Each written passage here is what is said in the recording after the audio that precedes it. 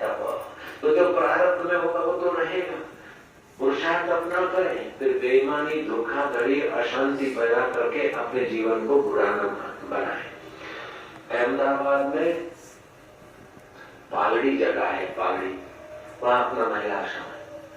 पालड़ी में एक कार्यपालक इंजीनियर रहता था। उस इंजीनियर के पास एक किसान आया।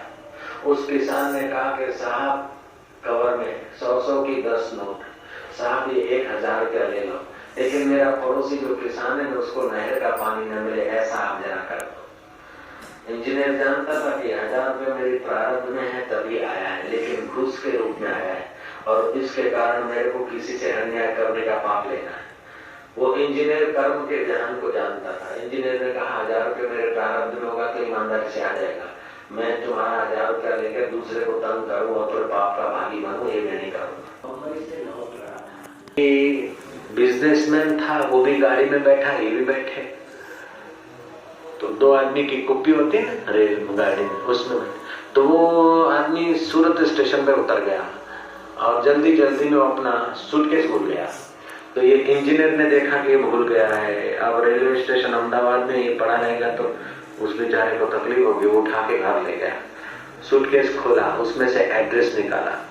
तब तक तो सूरत का सेठ परेशान हो गया कि 1 नंबर 2 नंबर के कागजात थे, थोड़े हीरे थे, थोड़े रुपए थे, स्टैम्प पेपर थे, आए अब क्या करूं, फरियाद भी नहीं कर सकता हूं। बड़ा परेशान दुखी हुआ।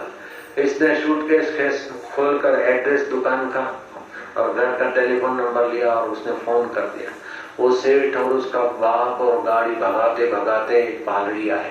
ये हमारा स्वीकार करो। एक कवर धर दिया उसके पैरों में, इंजीनियर के पैरों में। इंजीनियर ने खोल के देखा तो वही 100 की 10 नोटें। बोले मेरे प्रारब्ध में थी तो ऐसे ही आए। प्रारब्ध में अगर 5 रुपया भरा है तो उतना ही रहना है, कितना भी काला धोला करो। प्रारब्ध में अगर हजारों रुपया आना है तो कितना भी ठोकरा तो भी आके रहना।